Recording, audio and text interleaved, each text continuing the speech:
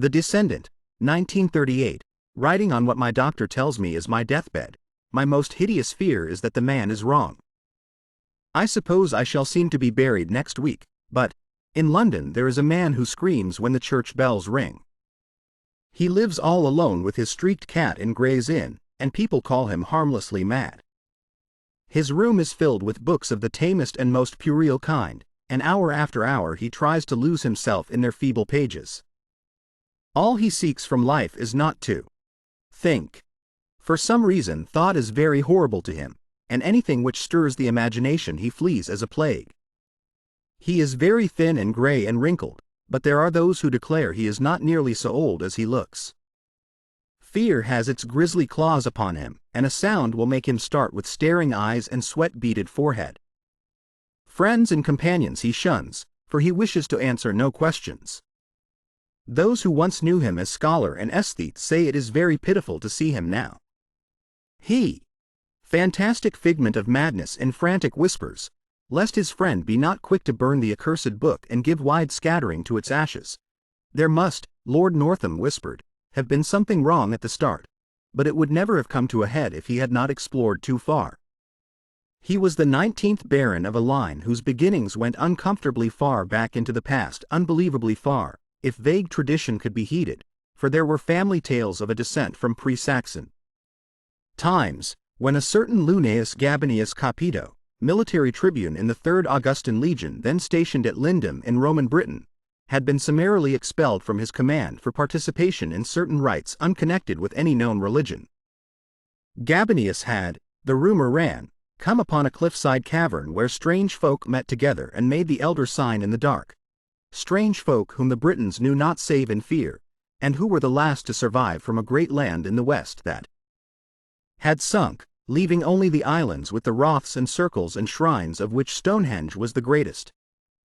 There was no certainty, of course, in the legend that Gabinius had built an impregnable fortress over the forbidden cave and founded a line which Pict and Saxon, Dane and Norman were powerless to obliterate, or in the tacit assumption that from this line sprang the bold companion and lieutenant of the Black Prince whom Edward III created Baron of Northam.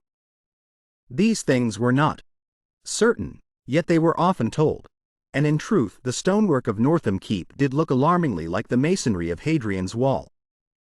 As a child Lord Northam had had peculiar dreams when sleeping in the older parts of the castle, and had acquired a constant habit of looking back through his memory for half-amorphous scenes and patterns and impressions which formed no part of his waking experience. He became a dreamer who found life tame and unsatisfying, a searcher for strange realms and relationships once familiar, yet lying nowhere in the visible regions of earth, filled with a feeling that our tangible world is only an atom in a fabric vast and ominous, and that unknown demesnes press on and permeate the sphere of the known at every point. Northam in youth and young manhood drained in turn the founts of formal religion and occult mystery. Nowhere, however, could he find ease and content, and as he grew older the staleness and limitations of life became more and more maddening to him. During the 90s he dabbled in Satanism, and at all times he devoured avidly any doctrine or theory which seemed to promise escape from the close vistas of science and the dully unvarying laws of nature. Books like Ignatius Donnelly's Commercial Account of Atlantis he absorbed with zest, and a dozen obscure precursors of Charles Fort enthralled him with their vagaries.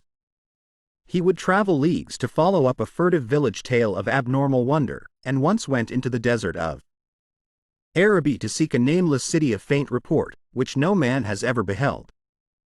There rose within him the tantalizing faith that somewhere an easy gate existed, which if one found would admit him freely to those outer deeps whose echoes rattled so dimly at the back of his memory. It might be in the visible world, yet it might be only in his mind and soul. Perhaps he held within his own half-explored brain that cryptic link which would awaken him to elder and future lives in forgotten dimensions, which would bind him to the stars and to the infinities and eternities beyond them. Dropped them all years ago, and no one feels sure whether he left the country or merely sank from sight in some hidden byway. It is a decade now since he moved into Gray's Inn, and of where he had been he would say nothing till the night young Williams bought the Necronomicon.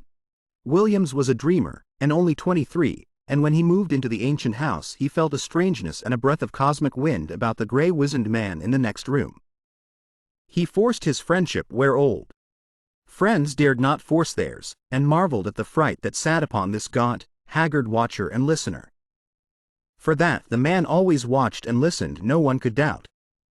He watched and listened with his mind more than with his eyes and ears, and strove every moment to drown something in his ceaseless poring over gay, insipid novels.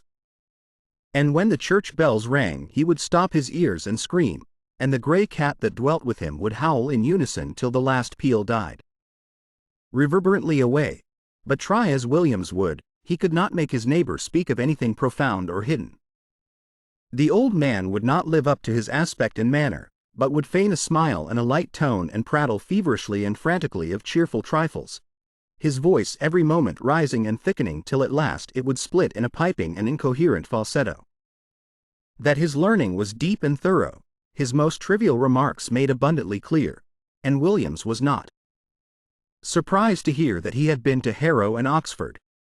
Later it developed that he was none other than Lord Northam, of whose ancient hereditary castle on the Yorkshire coast so many odd things were told. But when Williams tried to talk of the castle, and of its reputed Roman origin, he refused to admit that there was anything unusual about it.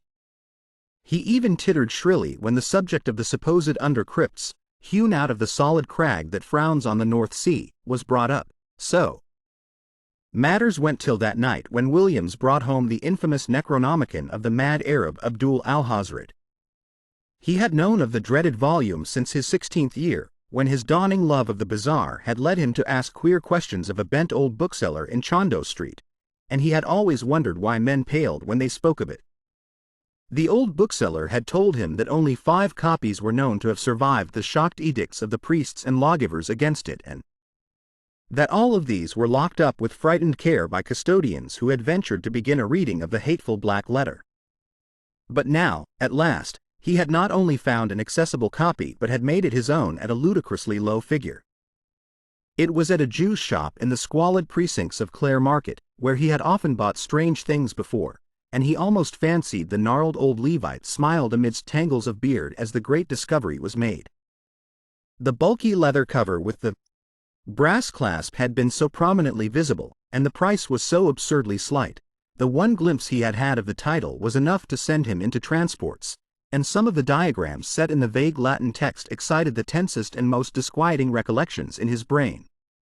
He felt it was highly necessary to get the ponderous thing home and begin deciphering it, and bore it out of the shop with such precipitate haste that the old Jew chuckled disturbingly behind him.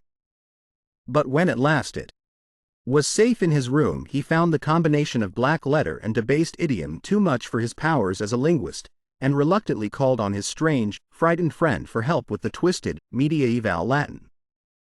Lord Northam was simpering inanities to his streaked cat, and started violently when the young man entered. Then he saw the volume and shuddered wildly, and fainted altogether when Williams uttered the title. It was when he regained his senses that he told his story, told his